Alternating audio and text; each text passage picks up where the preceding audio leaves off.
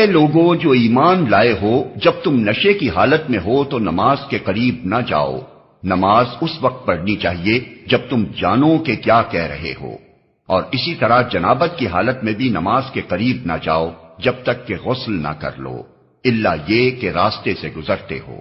اور اگر کبھی ایسا ہو کہ تم بیمار ہو یا سفر میں ہو، یا تم میں سے کوئی شخص رفع حاجت کر کے آئے، یا تم نے عورتوں سے لمس کیا ہو اور پھر پانی نہ ملے، تو پاک مٹی سے کام لو اور اس سے اپنے چہروں اور ہاتھوں پر مسح کر لو۔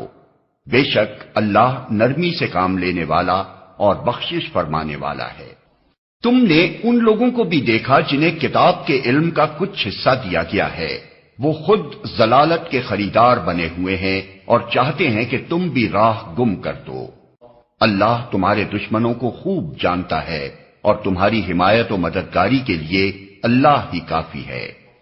جو لوگ یہودی بن گئے ہیں ان میں کچھ لوگ ہیں جو الفاظ کو ان کے محل سے پھیر دیتے ہیں اور دین حق کے خلاف نیش زنی کرنے کے لیے اپنی زبانوں کو توڑ موڑ کر کہتے ہیں سمینا و عصینا اور اسما غیر مسمعین اور رائنا، حالانکہ اگر وہ کہتے سمینا و اطانا اور اسما اور انظرنا تو یہ انہی کے لیے بہتر تھا اور زیادہ راست بازی کا طریقہ تھا، مگر ان پر تو ان کی باطل پرستی کی بدولت اللہ کی پھٹکار پڑی ہوئی ہے، اس لیے وہ کم ہی ایمان لاتے ہیں۔ اے وہ لوگو جنہیں کتاب دی گئی تھی، مان لو اس کتاب کو جو ہم نے اب نازل کی ہے، اور جو اس کتاب کی تصدیق و تائید کرتی ہے جو تمہارے پاس پہلے سے موجود تھی۔ اس پر ایمان لے آؤ قبل اس کے کہ ہم چہرے بگاڑ کر پیچھے پھیر دیں یا ان کو اسی طرح لعنت زدہ کر دیں جس طرح سبت والوں کے ساتھ ہم نے کیا تھا، اور یاد رکھو کہ اللہ کا حکم نافذ ہو کر رہتا ہے۔ اللہ بس شرک ہی کو معاف نہیں کرتا، اس کے ماں سوا دوسرے جس قدر گناہ ہیں وہ جس کے لیے چاہتا ہے معاف کر دیتا ہے۔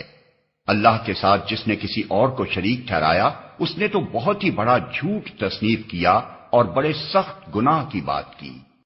تم نے ان لوگوں کو بھی دیکھا جو بہت اپنی پاکیزگی نفس کا دم بھرتے ہیں، حالانکہ پاکیزگی تو اللہ ہی جسے چاہتا ہے عطا کرتا ہے، اور انہیں جو پاکیزگی نہیں ملتی تو در حقیقت ان پر ذرہ برابر بھی ظلم نہیں کیا جاتا۔ دیکھو تو صحیح، یہ اللہ پر بھی جھوٹے افطرا گھڑنے سے نہیں چوکتے، اور ان کے سریحاً گناہگار ہونے کے لیے یہی ایک گناہ کافی ہے۔